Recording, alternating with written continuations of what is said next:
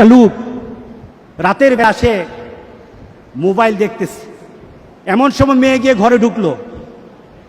মেয়ে ঘরে ঢুকে দেখলো বাবা তার মোবাইলের মধ্যে খারাপ দৃশ্য দেখে। আছে কিনা এমন ছেলেরা, এমন আছে কিনা বলেন? এগুলির কারণেই তো জানা, এগুলির কারণেই তো জানা। দৃশ্য দেখছে, মেয়ে দেখে ফেললো। মেয়ে তখন বাবাকে বলল, বাবা তোমার লজ্জা লাগলো না? লজ্জা করে না? একটা শব্দ বলেছে, লজ্জা করে না বাবা? লজ্জা করে না বাবা? মেয়েটা ঘরে চলে গেল। সেই বাবা যন্ত্রণায় ভুগতে আরম্ভ করলো, আরে আমার মেয়ে দেখে ফেললো, আমার মেয়ে কি কথাটা বলেছে, লজ্জা করে না বাবা?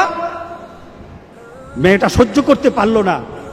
সে লোকটা অফিসে চলে গেল, অফিস করতেছে, কিন্তু আর ভালো লাগে না। মেয়েটা কি বলেছে, লজ্জা লাগে না বাবা? কিন্তু মেয়েটার যন্ত্রণায় সে হার্ট ফিল করলো, বাবার এই অবস্থা দেখে হার্ট ফিল করলো। মেয়েটা এরপরে মারা গেল। বাবা যখন বাড়িতে ফিরে আসলো, মেয়েটা বাবার মাথাটা নোয়া, লজ্জিত একটা মুখ।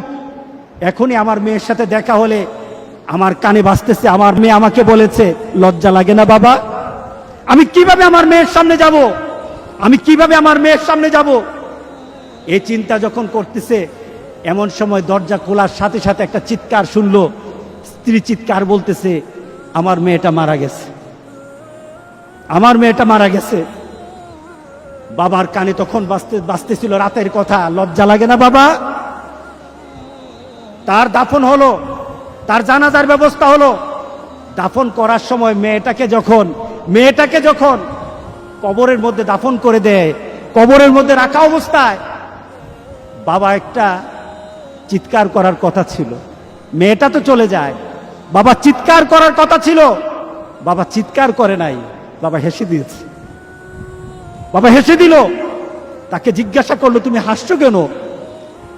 আমার মেয়েটা চলে গেছে, আমার কলিজার টুকরাটা চলে গেছে, কিন্তু আমার জীবনের মধ্যে একটা আঘাত দিয়ে পরিবর্তন করে গেছে। যেই নীতিতে আমি আমার চরিত্রকে নষ্ট করছি, আমার ঈমানকে নষ্ট করে দিতেছি, আমার মেয়েটা হারিয়ে ফেলেছি, কিন্তু আমি আমার আখিরাতকে বুঝে ফেলেছি, আমি আমার আখিরাতকে বুঝে ফেলেছি। আজকে সমাজের যারা প্রিভেন্টিভ করছেন না, আপনি চিন্তা করছেন আপনার মেয়েটা কিন্তু একদিন আপনার জন্য বিপদ হয়ে যাবে, আপনার জন্য বিপদ হয়ে যাবে। এই মেয়েটা যদি চরিত্রবান হয়, তাহলে আপনার জন্য এটা কাল হাসুরের দিন আপনার জন্য অনেক কিছু পাওয়া হবে। আর এই মেয়েটা যদি চরিত্রহীন হয়, তাহলে মনে রেখে দিয়েন, আপনার মেয়ে কিন্তু আপনাকে ছাড়বে না, আপনার মেয়ে আপনাকে ছাড়বে না। সুতরাং আমরা যদি হতে চাই ভালো একটা বাবা হবো, রাজি আছি সবাই?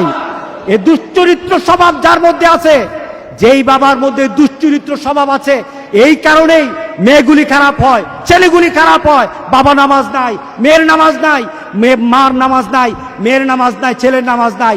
সুতরাং আমরা চলুন একটা সুন্দর একটা সমাজ চিন্তা করি, যেই সমাজের মধ্যে খারাপই থাকবে না, প্রতিরোধ গড়ে তুলবো ইনশাআল্লাহ। রাজি আছি সবাই?